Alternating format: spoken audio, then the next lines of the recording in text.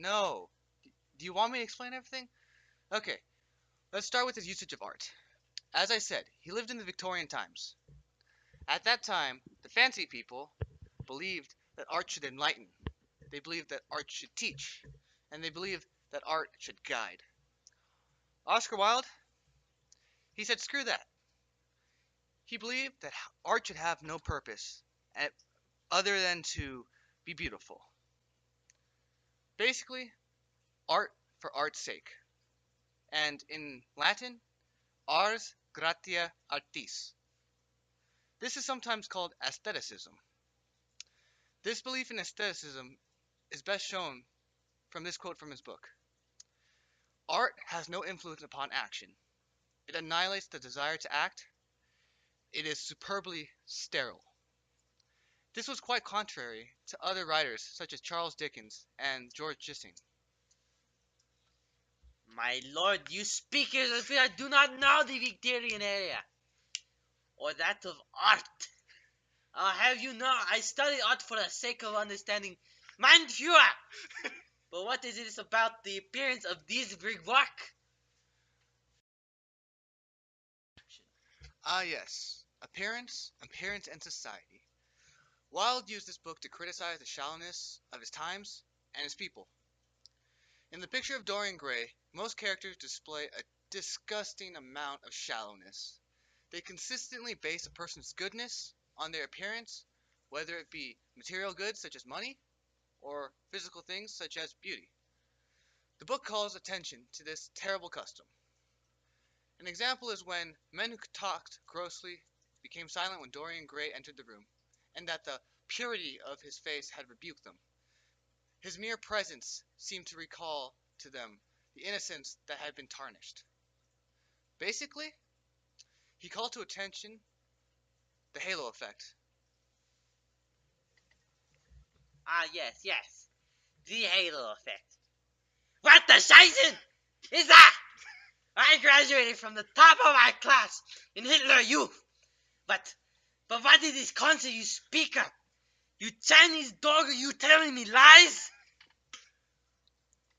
Well, you see, the halo effect entails that the appearance of a person during a first impression are very vital to the remembrance and that the overlooking of said person's actions.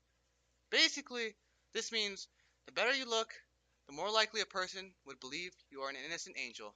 Thus, the term the halo effect.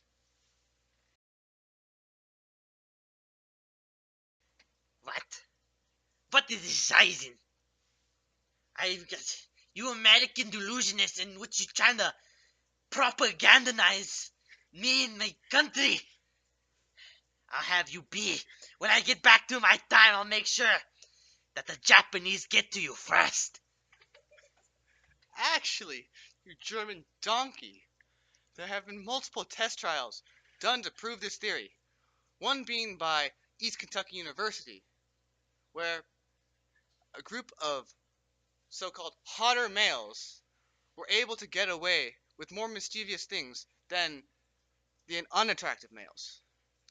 Now you apply this to the aristocrat Dorian, who is supposed to be the epitome of beauty.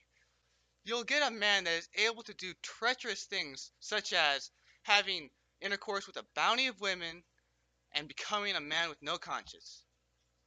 And he just walks away scot-free, which basically was a big driving point that allowed the story to continue. Think about it. He probably wouldn't have gotten away with all the shady stuff he did if he was normal looking. So basically, you and me are screwed. I see. But I see. That is very interesting. Now you said something about spicy. Oh, I know about spicy. Spicy fire like burning homes. But what do you mean here? Well, you know that Wall put a lot of himself in this book. One thing that really seemed to seep out and shock many readers at the time was that he was homosexual. But what's in Teufel? Yeah, the dude was gay. One piece of dialogue that hinted at this was when the artist Basil was being asked his opinions of Dorian Gray, and he said, "I see him every day. I couldn't be happy if I didn't see him every day." Of course, sometimes it is only a few minutes, but a few minutes with something one worships means a great deal. That doesn't seem too bad. At the time, it sparked a decent amount of controversy. Many people condemned the book. Writing stuff like that was essentially the same as coming out of the closet. In the end, this book represented Oscar Wilde. An article in Bloom's Literature stated, "An overlap between Wilde's life and work seems inescapable." And it really was. He put so much of his personality in his work, and he went against many notions of his time, so much so that he would have ended up in jail and gotten him outcasted. And hearing his story really drives home the notion of being who you are and staying genuine to yourself.